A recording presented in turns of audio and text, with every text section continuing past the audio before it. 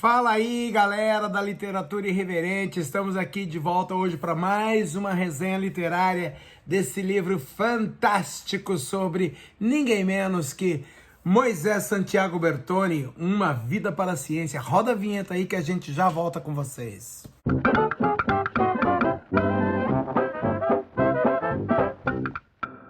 Então, galera, antes de mais nada, eu gostaria de pedir a todos que se inscrevam no canal, deixem aí seu like, compartilhem, divulguem. O pai do Moisés Bertoni, ele foi um padre. Ele exerceu o sacerdócio por alguns anos. Depois disso, ele largou a batina, ele estudou direito e se tornou um grande advogado. Depois de advogado, ele se tornou um grande deputado, ajudou a escrever leis na Suíça, enfim, realmente uma figura. A mãe dele era uma grande professora, uma mulher de fibra, além de professora, uma especialista em botânica e uma grande estudiosa de ciências naturais. E para completar essa galera que rodeava Moisés Bertoni, nós temos a mulher dele, que foi a Eugênia Rossetti. A Eugênia Rossetti, ela era filha de um farmacêutico e estudante de bioquímica. Então vocês podem ter uma ideia daquela rede de apoio que o nosso amigo Moisés Bertoni tinha para os estudos dele. A Eugênia Rossetti, mulher do Moisés Bertoni, ela foi preponderante na questão das produções científicas do Moisés Bertoni, porque além da responsabilidade de criar os 13 filhos do casal ao longo da vida, ela também cuidou da administração do Porto Bertoni, ela coordenava o Departamento de Recursos Humanos e era ela que organizava as reuniões periódicas do Conselho de Família. Com relação aos ideais humanitários, o Moisés Bertoni ele já não encontrava mais espaço ali na Europa e, diante disso, ele colocou em prática um sonho que ele já tinha desde a sua juventude, que era migrar para a América do Sul.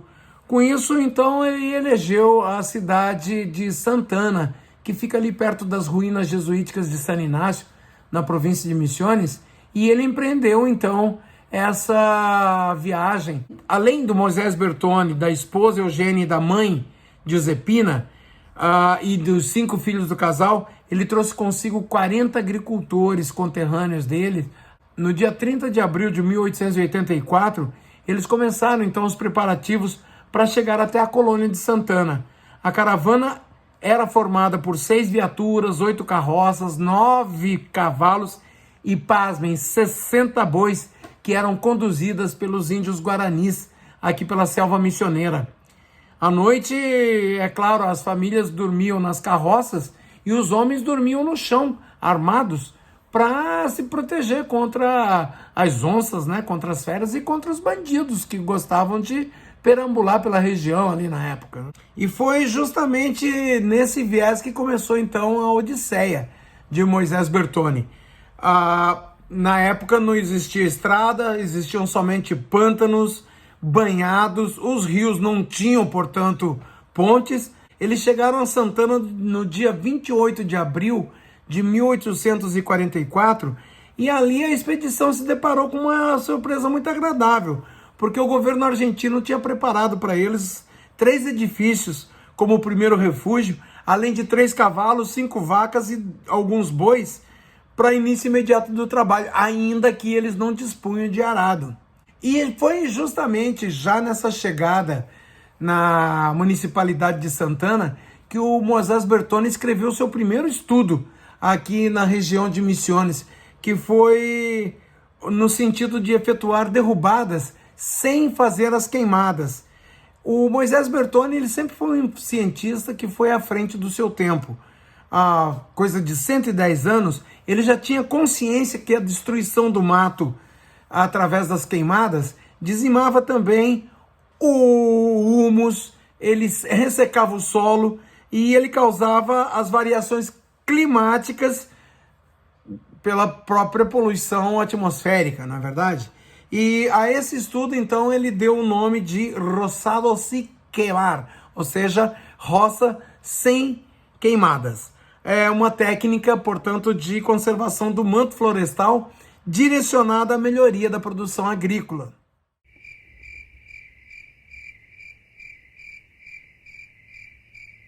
Esse livro do Moisés Bertoni, ele tem vários capítulos, eu gostaria de discorrer sobre cada um deles, mas eu vou falar aqui nessa nossa resenha sobre 3 produtos locais que o Moisés Bertoni estudou e que eu acho que é de relevância para o nosso pacote de informações com relação ao que nós costumamos passar para os visitantes que chegam a Foz do Iguaçu e região, né? Eu vou falar um pouquinho sobre a erva mate, que já era muito conhecida, mas que teve um estudo bem interessante por parte de Moisés Bertoni, que foi o efeito químico das folhas da erva mate no organismo humano. O que acontecia com a Ilex paraguaiensis, que é a erva mate?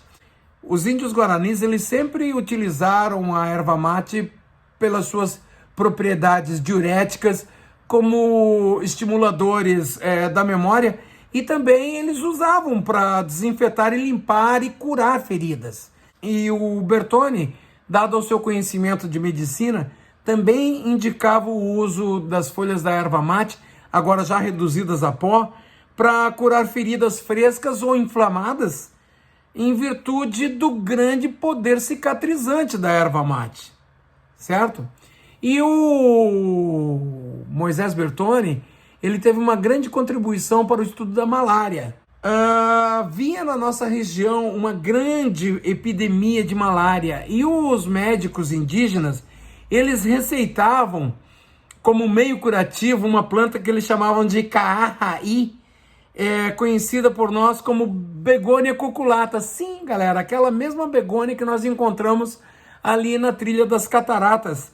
Era um tipo de planta muito comum aqui na região e cujas folhas apresentam uma certa acidez, digamos assim, mas que não impede a sua ingestão.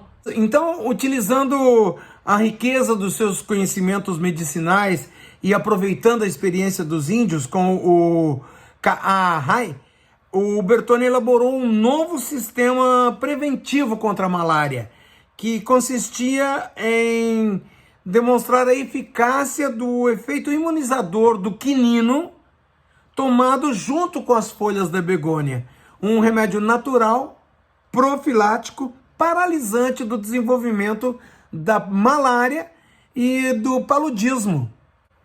O quinino e as folhas da begônia são utilizadas até hoje como medicamento preventivo da malária pela medicina guarani. A combinação evitou e curou da malária muitos moradores da região de Foz do Iguaçu, tornando inclusive Moisés Bertoni conhecido como o médico dos pobres. Bem, e para finalizar esse pacote de 3 plantas estudadas por Moisés Bertoni, vamos falar aqui um pouco sobre a estévia, que é um dos carro-chefes realmente dos estudos de Moisés Bertoni. No ano de 1899, ele estudou essa planta sacarífera, conhecida pelos guaranis pelo nome de caarreê, ou seja, capim doce ou erva doce, que era uma planta que era encontrada nos campos entre a região do Amambaí e do rio Mondaí, aqui na região de Porto Franco, no Paraguai. Os índios, o que eles faziam? Eles misturavam a estévia para adoçar o sabor amargo da erva mate, porque eles não eram bobos, né? Então, no ano de 1904, o Moisés Bertoni descobriu amostras que indicavam uma variedade da estévia. Disso viria um novo nome botânico, que foi Stevia rebaldiana Bertoni, inclusive com o nome dele. Aliás, diga-se de passagem, o Moisés Bertoni, ele chamou a descoberta de Eupatorium rebaldianum em honra ao químico paraguaio Ovidio Rebaldi, que analisou essa planta para ele. O cultivo da estévia para fins comerciais, galera, iniciou-se nos anos de 1970 e intensificou-se no Brasil, na China, no Japão, na Coreia, na Tailândia, em Taiwan e até mesmo em Israel.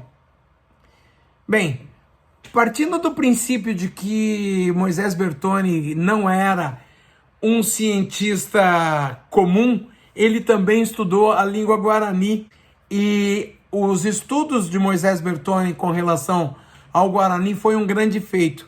Ele, como nós sabemos, ele era poliglota. Ele falava italiano, espanhol, francês, latim, alemão, inglês, português e o romanche, que é aquele dialeto falado na Suíça, né?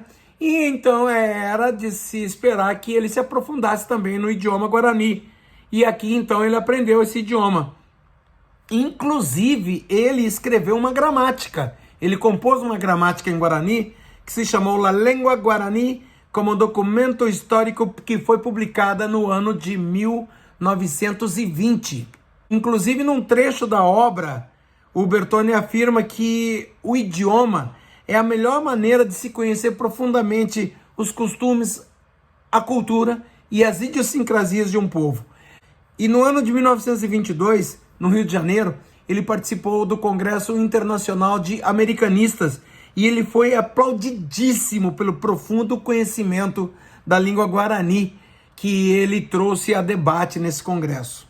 Uma das suas obras mais consagradas foi justamente o Calendário Perpétuo de Chuvas, que foi resultado de uma intensa pesquisa sobre a periodicidade das chuvas no Paraguai e na região. A estação meteorológica que ele montou ali em Porto Bertone era composta de 4 postos de observação. Uma, aonde é o Museu Bertone hoje, e outras 3 em Selva Virgem. O Bertone ele se empenhava muito e muito fielmente na obtenção desses dados. Aqui na descrição do vídeo, inclusive, nós vamos deixar algumas informações a respeito dos registros mensais do tempo no Paraguai, elaboradas nesse calendário, tá? Um dado bastante interessante que nós temos aqui neste livro maravilhoso, escrito pelo professor Evaldo Butura e a professora Aline Niemeyer, e publicado pela editora Epígrafe, é de que as previsões assertivas do calendário perpétuo de chuvas do Moisés Bertone foram utilizadas durante a construção da Ponte Internacional da Amizade e também utilizadas na construção da usina hidrelétrica de Itaipu, galera. E é claro, obviamente, hoje em dia, como já esculhambaram com o nosso meio ambiente, esse calendário já não é tão assertivo assim, né, devido ao desmatamento e às mudanças climáticas, não é verdade? Bem, galera, inscreva-se no canal, deixe seu like aí e vamos à última parte do nosso vídeo, que é justamente os últimos dias de Moisés Bertone entre a galera aqui das Três Fronteiras. Devido às sucessões e desgastes políticos no Paraguai, ele e a dona Eugênia até pensaram na possibilidade de se mudar para o Brasil, mas aí eles ponderaram e pensaram assim, não, vamos ficar aqui no Paraguai mesmo. O Bertone ele estava muito desanimado porque ele não tinha quem deixar o legado dele. Ele estava apostando todas as fichas dele no filho caçula, que era o Aristóteles, para que ele pudesse assumir a função ali no Porto Bertone, né? No dia 19 de setembro do ano de 1929, galera, aos 72 anos, o Moisés Bertone ele faleceu, pasmem, de malária. Ele morreu buscando tratamento para a doença aqui na cidade de Foz do Iguaçu. Em agosto do mesmo ano, a dona Eugênia havia falecido em Encarnação, também de malária. O Bertone não sabia disso. Logo o Bertone, né, que pesquisou, estudou e curou tanta gente desse mal, morreria da mesma doença, né? Bem, e como foi solicitado pelo próprio Bertone, ele foi enterrado embaixo de um enorme cipreste a metros da sua casa, seguindo a trilha Curií, que é o Palmital, ali em Porto Bertone, onde hoje funciona o famoso Museu Bertone. No mesmo local, inclusive, foram enterrados outros membros da família, tá? Bem, galera, alguns dados interessantes que nós temos também neste livro fantástico, maravilhoso. Eu quero agradecer à Biblioteca Pública Municipal, que foi de lá que eu trouxe esse livro. Se vocês tiverem interesse, podem ir lá, pegar esse livro emprestado para ler. É um livro de fácil leitura, diversos capítulos, um mais interessante que o outro. O Bertone, então, ele ajudou na fundação da primeira farmácia e da primeira maternidade localizada no centro de Foz do Iguaçu, que foi o mesmo local onde ele faleceu. Esse local era a casa de um amigo dele aqui em Foz do Iguaçu, o senhor Harry Shinze, que era farmacêutico e fotógrafo. Outro dado interessantíssimo, no ano de 1916, Moisés Bertone recebeu a visita de um hóspede ilustríssimo, Alberto Santos Dumont. O Moisés Bertone, ele sempre foi dotado de uma sensibilidade ecológica e uma visão para o futuro ímpar, né? Ele previu o mal da queimada, o aquecimento global, atmosférico, as enchentes no Rio Paraná, e ele acertou tudo isso. O legado de Moisés Bertoni também, galera, segundo os dados desse livro, impressionam. Foram mais de 530 publicações em diferentes idiomas, além de inúmeras coleções e uma biblioteca com mais de 17.600 volumes no meio de uma selva sem luz elétrica. Bem, galera, por hoje é só. Espero que vocês tenham gostado da nossa resenha e até a próxima.